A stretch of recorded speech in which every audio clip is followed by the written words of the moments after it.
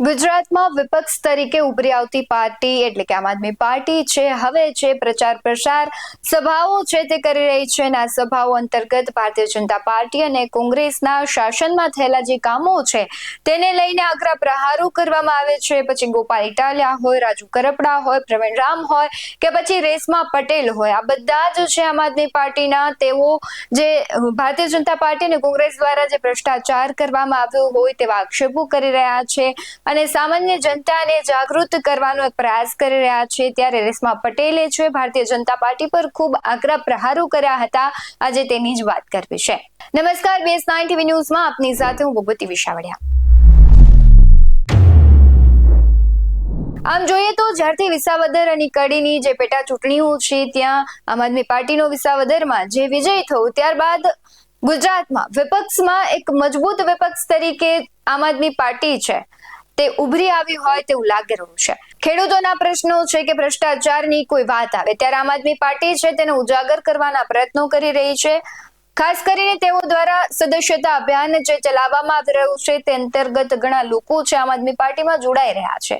ત્યારે રેશમા પટેલ છે તેમણે ભારતીય જનતા પાર્ટી પર આકરા પ્રહારો કરતા કહ્યું હતું કે ભારતીય જનતા પાર્ટી છે તે લૂંટેરી પાર્ટી છે। શું કહી રહ્યા છે રેશમા પટેલ તેના પર નજર કરીએ। સ્થાનિક સ્વરાજની ચૂંટણીઓના પડઘા વાગી ચૂક્યા છે અને ગુજરાતની જનતાએ 30 વર્ષથી જે ભાજપનો ત્રાસ સહન કર્યો છે, આપણે સૌ જાણીએ છીએ કે ભાજપે માત્ર ને માત્ર મોટી વાતો કરી છે, વિકાસની મોટી વાતો કરી છે અને પ્રજાને લૂંટવા સિવાય કામ કર્યું નથી। એટલા માટે આજે રોજ આપણે છાપું વાંચીએ છીએ અને લૂંટેરા ભાજપની રોજ એક નવી વાર્તા વાંચીએ છીએ। લૂંટેરા ભાજપની રોજ એક નવી વાર્તા આવે છે અને લોકો ત્રાહિમામ થઈ ગયા છે। રોડ રસ્તા ગટર અને સુરક્ષાને લઈને પણ આપણે ઘણા બધા એવા કિસ્સાઓ જોઈએ છે કે લોકો આજ કંટાળી ગયા છે। ત્યારે આમ આદમી પાર્ટી ઉપર જે ગુજરાતની જનતાએ અમે જે 2000 સભાઓનું આયોજન કર્યું છે, સભાઓના માધ્યમથી અમારી સાથે લોકો ખૂબ જોડાયા છે, અમારી શક્તિ બન્યા છે। આ દરેકને મોકો મળે અને સ્થાનિક સ્વરાજની ઇલેક્શનમાં અમે લોકો એમને નેતૃત્વ આપી શકીએ અને સાચું નેતૃત્વ આપી શકીએ એટલા માટે અમે આ એક ફોર્મ બહાર પાડ્યું છે અને આ જે ફોર્મ છે માત્ર ફોર્મ નથી, આ એ નેતૃત્વ માટેનું અભિયાન છે। આ ફોર્મ ભરીને દરેક લોકો અમારા પાર્ટીમાં લડવા માટેની દાવેદારી કરી શકે છે અને ખાસ કરીને નેતૃત્વની વાત આવે ત્યારે અમને ખબર છે અને ગુજરાતની જનતાને પણ ખબર છે કે નેતૃત્વ, ખોખલા નેતૃત્વના કારણે આજ ગુજરાત બરબાદ થયું છે અને આપણે સૌ જાણીએ છીએ કે આજે જે નેતૃત્વ ભાજપ તરફથી કરવામાં આવી રહ્યું છે આ નેતૃત્વ ગુંડાગર્દી વાળું, પરિવારવાદ વાળું અને પૈસાવાદ વાળું હોય છે।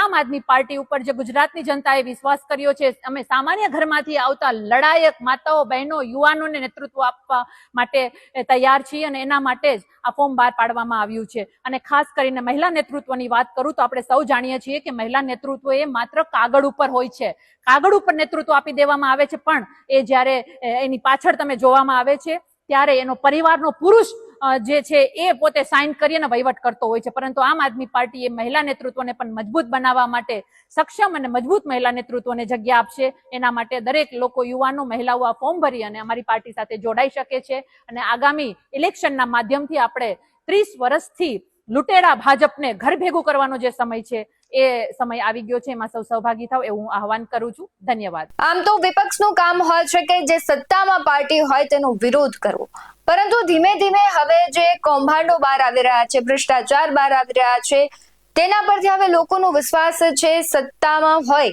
જે અધિકારીઓ હોય કે નેતા હોય એ બધા જે ભ્રષ્ટાચાર કરે છે તેને લીધે ક્યાંક ને ક્યાંક ભારતીય જનતા પાર્ટી છે તેના ઉપર એક કલંક લાગી રહ્યું છે અને તેનું કહેવાય છે કે ગેરફાયદો પણ ભારતીય જનતા પાર્ટીને આગામી ચૂંટણીમાં થઈ શકે છે। કારણ કે જે પ્રમાણે અત્યારે રાજ્યનું વાતાવરણ છે તે ખૂબ ગરમાયું છે।